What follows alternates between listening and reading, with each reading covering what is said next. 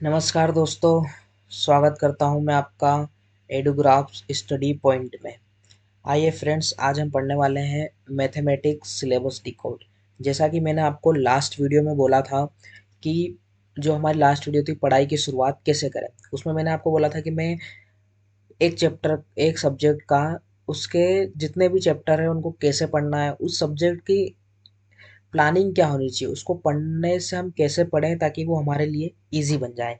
तो आज इसी के लिए हमने मैथ्स को चुना है। आइए इसको शुरू करते हैं। मैं आपको सबसे पहले बता दूं कि topics to be cover in a maths, इससे पहले मैं आपको बता देता हूँ कि आपको कुछ बेसिक चीज़ें आना चाहिए जो आपको मैथ्स को सरल बनाने में सहायता प्रदान करेगी। मतलब मैं आपको बता दूं कि मैथ्स होता सरल सब्जेक्ट है।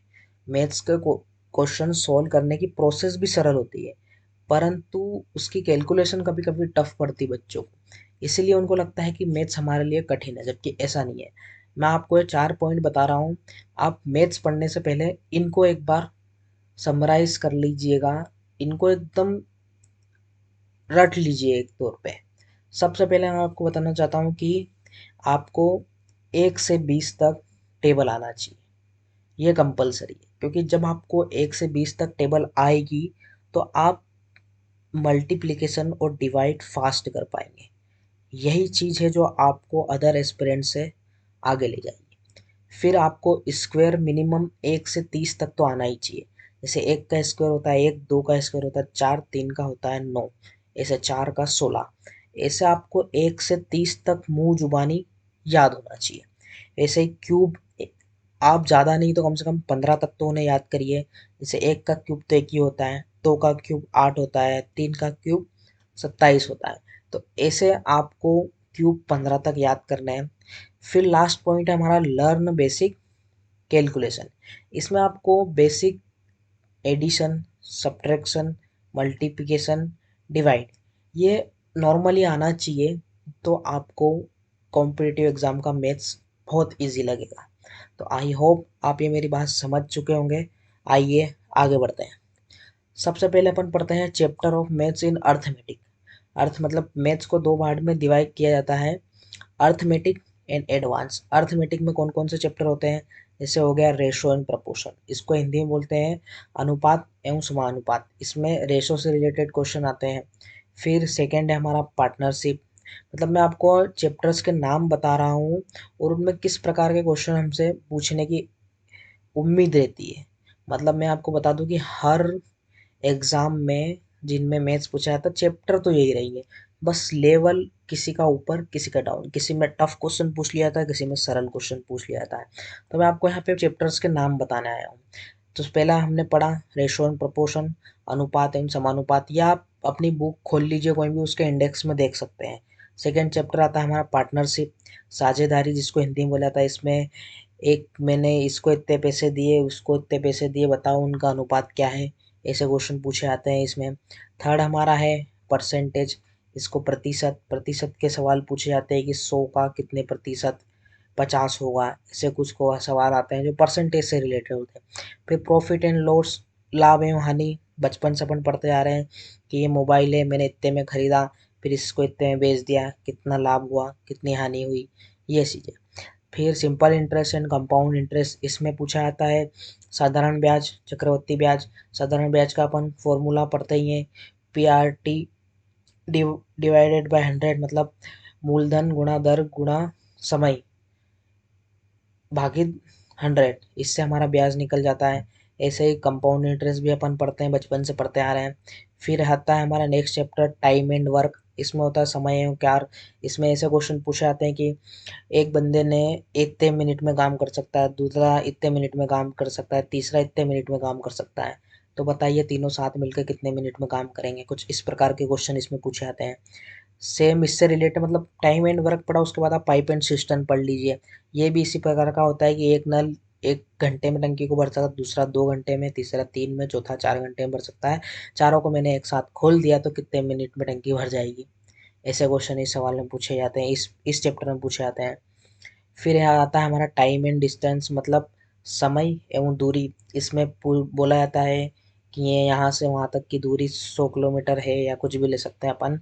मैं इतनी देर में इसको कवर कर लेता हूँ तो मेरी चाल बताइए। आपको स्पीड दे दी तो आपको डिस्टेंस दे दिया, मतलब speed speed is equal to distance upon time formula होता है।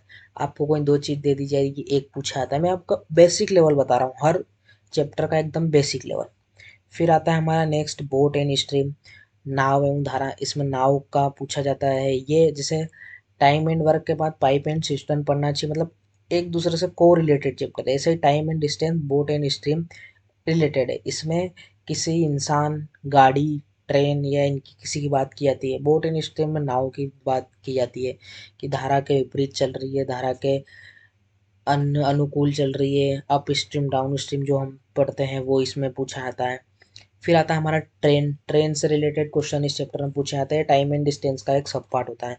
फिर होता है चेन रूल, इसको मिश्र अनुपात बोला जाता है हिंदी में।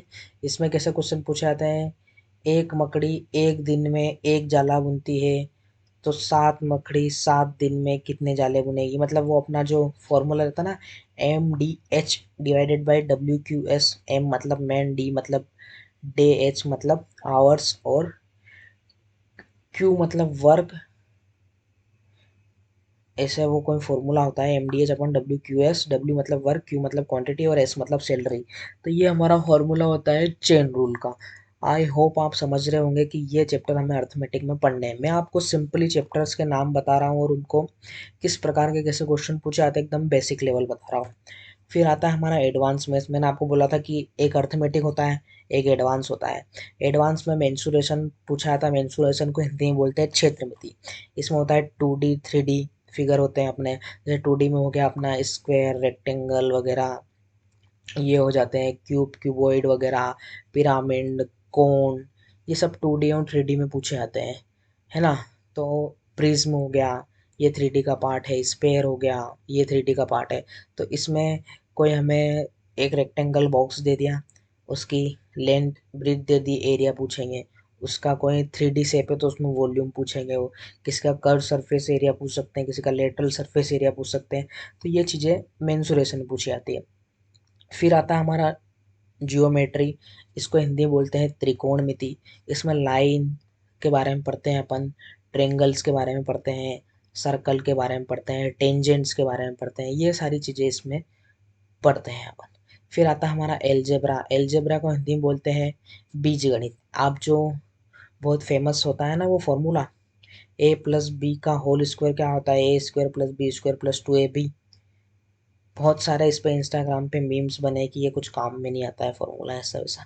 तो वो जो फॉर्मूला होता है, ऐसे फॉर्मूले A क्यूब + B क्यूब का, A+B का होल क्यूब, ऐसे फॉर्मूले इस चैप्टर में हम पढ़ते हैं और उन्हीं से रिलेटेड बेसिक बेसिक क्वेश्चन पढ़ते हैं।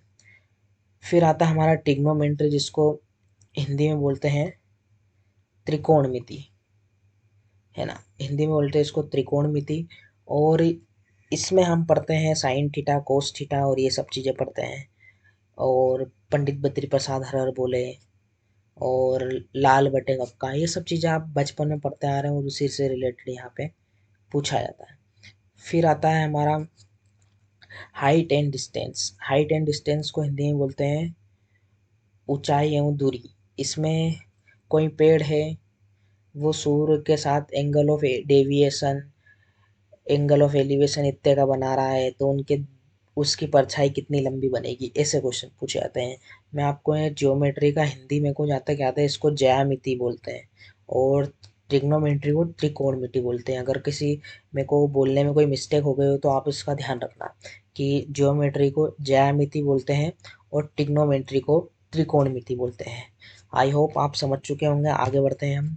फिर मैं आपको बताता हूँ कि सम अदर चैप्टर्स, मतलब कुछ ऐसे चैप्टर भी है जो अर्थमेटिक और एडवांस से थोड़ा सा अपन साइड में रख दे तो फिर भी अपने को पढ़ना पड़े। जैसे नंबर सिस्टम, संख्या पद्धति, ये एक बहुत इंपॉर्टेंट चैप्टर है। उसमें यूनिट डिजिट का, डिजिटल सम और ये सब, डेसिमल फ्रैक्शन वगैरह भी सब इसी में आ जाते हैं। फिर आता है हमारा सिंप्लीफिकेशन, मतलब सरलीकरण। इसमें वी बोर्ड मास का रूल अपन पढ़ते हैं। उसमें कुछ बड़ी बड़ी कैलकुलेशन दी जाती है, वो हमें बोर्ड मास के रूल से सॉल्व करना रहती है।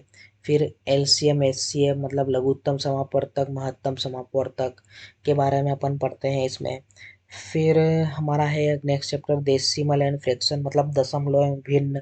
इसमें बड़ी भिन्न, छोटी भिन्न, छोटी भिन्न, ये ऐसे क्वेश्चन भी पूछे जाते हैं। फिर नेक्स्ट चैप्टर हमारा स्टैटिक्स। स्टैटिक्स को बोलते हैं हिंदी में सांख्यिकी। इसमें mean, median, mode, pie chart वगैरह, बार ग्राफ वगैरह ये सब पूछे जाते हैं। तो आई होप आपको मैंने इस वीडियो में, मतलब मैंने आपको चैप्टर्स तो बता दिए कि मैथ्स में ये चैप्टर्स हमको कवर करना रहते हैं। अगर मैं आपको एक बार फिर से बताऊं तो आप ये सारे चैप्टर्स, अर्थमेटिक के ये, एडवांस के ये और ये, इनके सारे टाइप्स पढ़ लीजिए एक बार आप।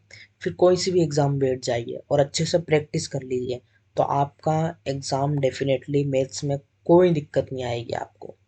आप पूरे से पूरे मार्क्स भी लाने का दम रख सकते हैं अगर आपने सारे चैप्टर बहुत बारीकी से और उनका हर एक टाइप और बहुत बार उनको प्रैक्टिस करके किया हो। तो आपको वीडियो अच्छा लगा हो तो लाइक कीजिएगा। धन्यवाद, मिलते हैं नेक्स्ट वीडियो में। जय हिंद।